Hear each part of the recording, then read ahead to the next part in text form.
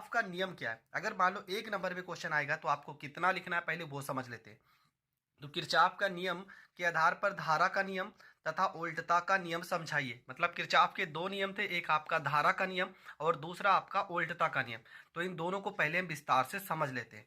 आखिर किरचॉफ का नियम है क्या, पहले ये समझते हैं। देखो, किरचॉफ ने कहा था कि यदि जटिल वैद्युत परिपथ में तुल्य प्रतिरोध तथा दो बिंदुओं के बीच विभवांतर ज्ञात करने के लिए दो नियम प्रस्तुत किए, जिन्हें किरचॉफ का नियम कहते हैं। और ये दोनों के दोनों नियम ओम के नियम पर आधारित हैं। मतलब किरचॉफ ने क्या कहा था कि जटिल विद्युत परिपथ में अगर तुल्य प्रतिरोध और दो बिंदुओं के बीच विभवांतर ज्ञात करना है तो इसके लिए इन्होंने दो नियम प्रस्तुत किए और दोनों के दोनों नियम ओम के नियम पर आधारित हैं। तो धीरे धीरे इसके बारे में मैं और भी आपको समझाता हूँ। देखो, किरचॉफ के दो नियम हैं। एक आपका है धारा का नियम, एक आपका है धारा का नियम, जिसको हम लोग संधि का नियम भी कहते हैं, संधि का नियम भी कहते हैं। और इसी को हम किरचॉफ का प्रथम नियम भी कहते हैं। तो इतने सारे नाम हैं, आप कंफ्यूज मत होना।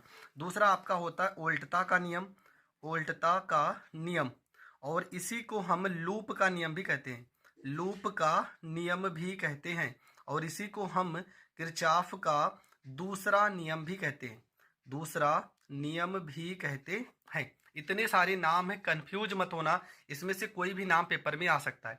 तो किरचॉफ ने क्या किया था, इन्होंने दो शब्द आपको याद करना है। जटिल वैद्युत परिपथ में, जटिल वैद्युत परिपथ में दो चीज को ज्ञात करना है। एक आपका क्या, एक आपका धारा और दूसरा आपका वैद्युत प्रतिरोध, वैद्युत प्रतिरोध। और इनके बीच में, प्रतिरोधों के बीच में क्या, दोनों प्रतिरोधों के बीच में विभवांतर को ज्ञात करने के लिए एक नियम दिया, दो नियम प्रस्तुत किए, जिसे हम किरचॉफ का नियम कहते हैं।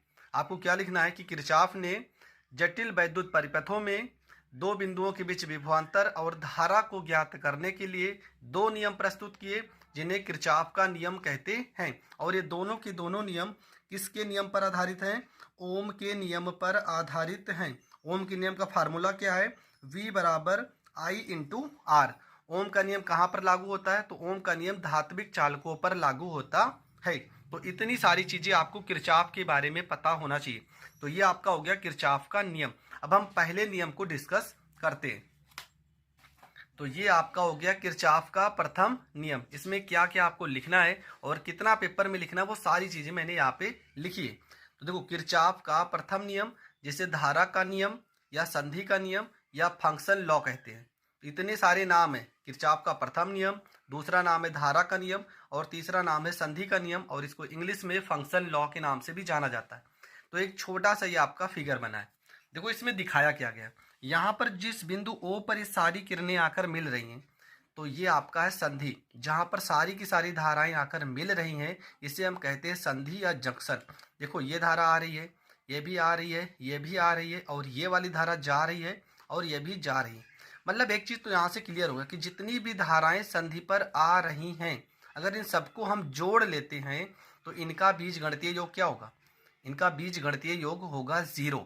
बस यही आपको लिखना भी है कि इस नियम के अनुसार किसी संधि पर मिलने वाली समस्त धाराओं का बीजगणितीय योग 0 होता है। बस किरचॉफ का प्रथम नियम में आपको इतना ही जानना है और इतना पेपर में लिखना है कि जो यहाँ पर संधि होगा, यहाँ पर जितनी भी धाराएं आकर मिलती हैं, इन सभी को अगर हम जोड़ देते हैं तो इनका मान कितना हो जाएगा, इनका मान हो जाएगा 0। ठीक है, तो लिखा भी है कि इस नियम के अनुसार किसी संधि पर मिलने वाली समस्त धाराओं का बीजगणितीय योग 0 होता है। अब कैसे होता है वो समझ लेते हैं। देखो, ये फिगर तो आपका बना ही है, ठीक है। अब फिगर के माध्यम से हम क्या क्या समझते हैं। यहाँ पे इस फिगर में हम यहाँ पे खुद एक फिगर बना दे रहे हैं। मान लेते हैं ये कोई संधि है, ठीक है। यहाँ पे किरणें आ रही हैं और एक समझ लो जा रही है। ये किरण आ रही है, इसको हम I1 नाम दे देते हैं। ये भी आ रही है, इसे I2 कह देते हैं। ये भी आ रही है तो I3। ये बाहर जा रही तो इसको हम I4 कह दे रहे हैं, और ये भी बाहर जा रही तो इसे हम I5 कह दे रहे हैं। और यहाँ पर एक बिंदु क्या है, O है। बस इसी के माध्यम से आपको सारी चीजें समझना है। ये जो O बिंदु है, जहां पर ये सारी किरणें आपस में मिल रही हैं, इसे हम जंक्शन या तो संधि कहते हैं। ठीक है, तो क्या डिफिनेशन इसका क्या है कि संधि पर मिलने वाली समस्त धाराओं का बीज गणितीय योग क्या होता है, शून्य होता है। तो कौन कौन सी धारा है, ये आपका I1 है प्लस में I2 है, मतलब संधि पर मिलने वाली समस्त धाराओं का बीज गणितीय योग क्या होता है, शून्य होता है। देखो जो किरणें आ रही, देखो ये धारा आ रही है, ये भी धारा आ रही है और ये भी धारा आ रही, जो धाराएं अंदर संधि की ओर जाती हैं इनको हम लोग धनात्मक कहेंगे। तो I1 धनात्मक होगा, I2 धनात्मक होगा, I3 धनात्मक होगा।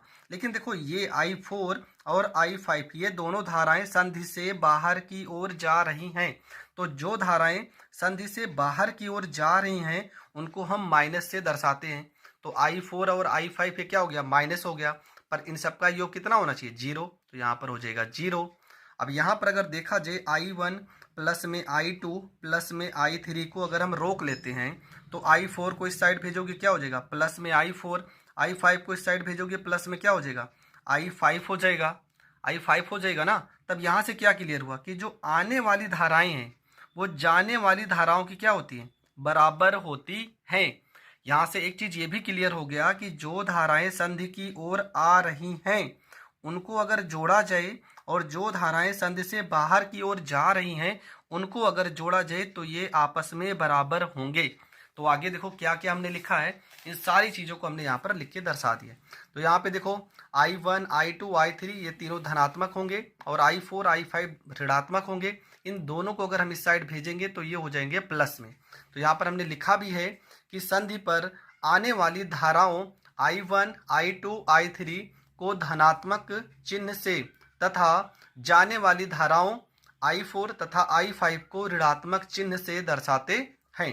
अतः आने वाली धाराओं का योग जाने वाली धाराओं के योग के बराबर होता है। इतना आपको पेपर में लिखना है और आपको पूरे के पूरे नंबर मिल जाएंगे। आई होप आपको किरचॉफ का नियम बहुत अच्छे से समझ में आ गया होगा। अगर समझ में आ गया तो वीडियो को ज़्यादा से ज़्यादा लोगों तक शेयर करें और चैनल पर नए हैं तो चैनल को सब्सक्राइब कर लें।